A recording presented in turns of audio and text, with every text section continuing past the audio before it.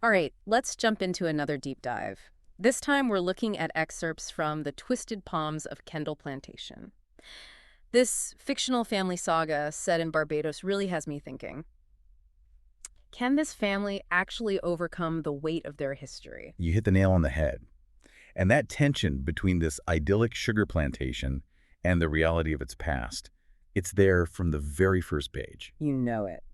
We meet the Eiffel family parents, Danny and Cynthia, their kids, 12-year-old Alexis and 8-year-old Ruby. They live on this huge plantation, but it's pretty clear Danny's parents, Catherine and Bradley, they're the ones holding the reins from the grand house. It's interesting how the author uses the plantation to show the power dynamics in the family. That grand house, it's a symbol of wealth and tradition. It just looms over everything, just like Catherine and Bradley's influence. Yeah, you see that play out right away with Cynthia. She just resents her in-laws, feels like they're always stepping on her toes as a parent, showering the kids with gifts while she's trying to, teach them some discipline. But this isn't just your average in-law drama, is it? Cynthia's anger, it runs deeper, like when she blows up your house, built on stolen land with stolen labor. You may own this house, Catherine, but you don't own my children. I mean, that really shows how much she's aware of the plantation's history and the injustice of it all. It's a really powerful moment, and it makes you wonder, is there more to her resentment than just parenting styles? Is it about her own family's privilege? Yeah, that's a good point. And while Cynthia is wrestling with all of that, young he makes a discovery that forces him to face those same questions. He finds his great-grandfather's journal in the attic, and it lays bare the plantation's dependence on slavery. Can you imagine being 12 years old and having your whole world flipped like that? I can't. Makes you think about how we inherit, well, not just money and stuff, but the burdens of our family's past. Knowing how it was built, will Alex still be comfortable with this lifestyle? Exactly. And then you have Ruby, the other child. On the surface, she's the carefree one, always getting showered with gifts from Grandma. But those gifts, they're not just innocent gestures, are they? Absolutely not. It speaks to this bigger thing, using material wealth to have control. I wonder if it's Catherine's way of dealing with guilt, trying to say, see, we're good people now. That's a great point. And we see this come to a head with the injured bird. Ruby wants to keep it, Catherine says yes, and Cynthia, well, she's livid. Such a small thing, but it becomes a symbol of the whole family conflict. Cynthia's values, fairness and responsibility, clashing with Catherine's more traditional, maybe even entitled, worldview. And just as things are about to boil over, a huge storm slams into the plantation, almost like a physical version of the turmoil inside the family. It's like a catalyst, forcing them to face their fears and rely on each other. But even with that shared fear, you can feel the conflict simmering underneath. Then, in the middle of all that chaos, Catherine drops a bomb on Cynthia. She confesses that Danny's birth, well, it wasn't natural. Chilling, isn't it? Adds this whole new layer of mystery. What do they do to have a child? And are there supernatural forces at play here? It really ramps up the intrigue, that's for sure. But it's not just Catherine dealing with the past.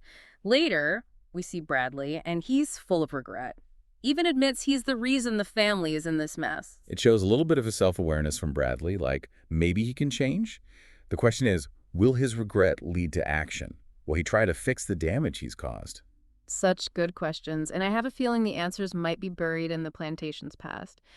Because, well, it turns out Alex isn't the only one who's been digging into family history. You got that right. And now things take a turn for the spooky. We're about to get into the supernatural side of things. I was waiting for this. Alex is out exploring the cane fields at night, and bam, he runs into a faceless duppy, a spirit. And that's classic Caribbean folklore, right? Often tied to unresolved trauma or injustice. This isn't just a cheap thrill, though, the duppy being there. It adds a layer of depth. It's like the plantation itself is haunted by its past. And this is where we see a different side of Ruby. She's young, but she faces that duppy head-on. A bravery that's, well, surprising, intriguing. Maybe a hint of hidden strengths there, or even a sensitivity to the supernatural. I love how the author uses the kids to explore these big themes: inheritance, guilt, the presence of the past. You're right.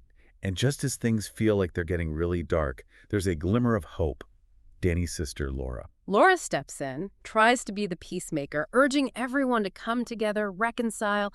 It's like she represents this possibility of healing, even with all the tension and secrets. But her job, it's not easy. The family does come together for Sunday lunch, a symbol of unity. But under the surface, there are still wounds that haven't healed. especially for Danny. Now he's dealing with this revelation about his birth and the creepy encounter with the duppy. He ends up at the old well, and he has this vision of the woman who helped his parents conceive him. Classic call to adventure, right? But Danny's about to embark on a journey, maybe literally, maybe figuratively, to find out the truth about his past and what's really going on with his family. And at the same time, Cynthia. She's starting to question everything she thought she knew. She's uneasy, worried, and she turns to Ezekiel, the old plantation worker, for answers. And Ezekiel, oh, he doesn't hold back. He says there's a price for Danny's birth, a balance that needs restoring. It's like this chill wind blowing through the story. It leaves us and Cynthia with this awful feeling. The consequences, they haven't even played out yet. Ezekiel's words, they really stick with Cynthia, you know. She's watching her family, and they're dealing with all these secrets and anxieties. Like a dark cloud hanging over the plantation, for sure. And then it's almost like a confirmation. Catherine gets sick, this strange illness. Nobody can figure it out, not even the doctor. I think it's interesting how the author uses her illness to ramp up the tension. It's like this isn't just family drama anymore. There's something, well, sinister happening. Even the doctor is talking about curses and the supernatural, and this is a man of science. So faced with this medical mystery, Bradley, he turns to a different kind of expert, someone who understands, the unseen. It's fascinating, isn't it? Modern medicine versus these traditional beliefs. When we're facing the unknown, we get desperate. We'll try anything, even if it's outside our normal understanding. Absolutely. And this new expert, they don't mess around. They tell Bradley straight up, Catherine's illness, it's because of Danny's birth. There's a price to pay, a sacrifice to appease those spiritual forces. This is where the story gets really heavy. How far would you go to save someone you love? Would you sacrifice another life, even indirectly, to make things right? It's a question that just tears the family apart. Cynthia, she's fiercely protective of her kids. Bradley, he's caught between his wife and this impossible choice. And Danny. He's now carrying the weight of knowing his existence might be hurting his mother. Talk about a burden. But Danny, he's not the type to just give in. He wants answers, wants to understand his role in all of this, so he dives even deeper into the plantation's past. Like Cynthia, right. They're both searching for answers, but in different ways. Danny exploring the actual plantation, just like he's exploring his family's history. And the more they dig, the more they uncover this shared thread. The story of Mabel, this young woman whose life and death are somehow tied to the plantation's fate. Mabel, she becomes a symbol of all those hidden stories, all the people whose voices have been silenced or forgotten. Danny and Cynthia. By uncovering her story, they're bringing those voices back. It's like the plantation itself is whispering, trying to tell them the truth. And Cynthia, never one to back down, she takes a bold step. Organizes a family reunion, but not just any reunion. Now, this is where Cynthia shines. She doesn't just want to acknowledge the past, she wants to confront it. Bring everyone together, create a space for dialogue, for understanding. It's ambitious, even radical, inviting the descendants of both the owners and the enslaved people. It's risky, no doubt. There could be conflict, pain. But there's also this potential for healing, for reconciliation. Bringing these different voices together, Cynthia is creating a chance to tell a new story, one that recognizes the past but also looks toward a better future. And the reunion. It's more powerful than anyone expected. Stories are shared, tears are shed, people finally speak their truths. It's cathartic, not just for the characters, but for the reader, too. It reminds us that even the most painful parts of history can be acknowledged and maybe even redeemed. But it's not just talk. They find out Mabel's grave, it's unmarked, and they realize they need to honor her. It's like they need to right this wrong from the past in a real way. This act of remembrance, it's a powerful symbol. They're committed to honoring those who were forgotten, to seeking reconciliation. It's not enough to just acknowledge the past intellectually. They're taking action. And as they work together, searching for Mabel's grave, performing rituals, there's a shift at Kendal Plantation. Things calm down. Catherine starts getting better. It feels like the curse is lifting. I think it shows that real healing. It doesn't come from hiding from the past. It comes from facing it, acknowledging the pain, and asking for forgiveness. It's a beautiful message. But we're not done yet. There are still questions, especially about Danny. Remember that vision at the well? We still don't know everything about that woman or what she wants. Exactly. And what about Alexis and Ruby? They're becoming more sensitive to the supernatural. Will that lead to healing, or will they get caught up in the mysteries of the plantation? And Bradley, He's shown remorse, but will he truly change? Will he use his position to make amends, to create a better future for the plantation and everyone there? So many questions, right? Luckily, we have one more part of this deep dive to explore. This story of family, history, and the supernatural. It's far from over. So we ended on this hopeful note, right? Like the Eiffel family was turning a corner. But as we get into the final part of this excerpt, it's clear healing isn't always a straight line. Oh, absolutely. There are still secrets lurking around.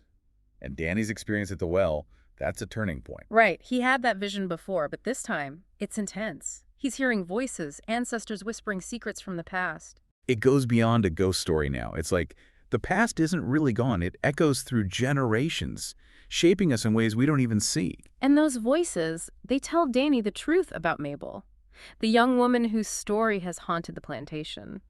They talk about her love with Thomas, a field worker, and how he was brutally punished for it.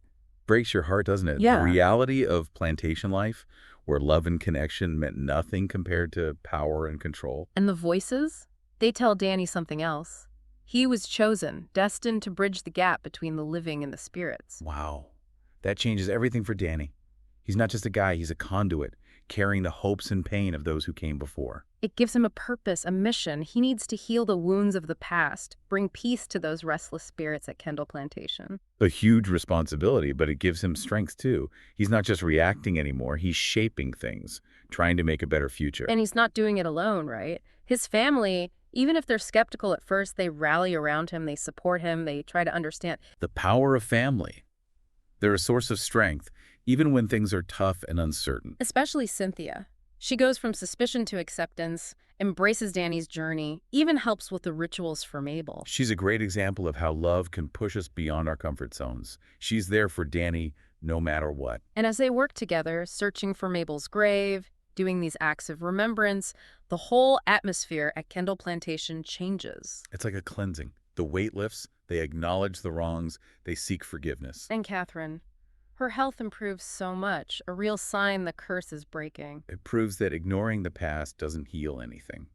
We have to face it, honor those who suffered, and work towards a better future. The story is honest about how complicated this process is. Even if reconciliation is possible, the scars are still there. That's so true. It makes us ask, how do we move forward?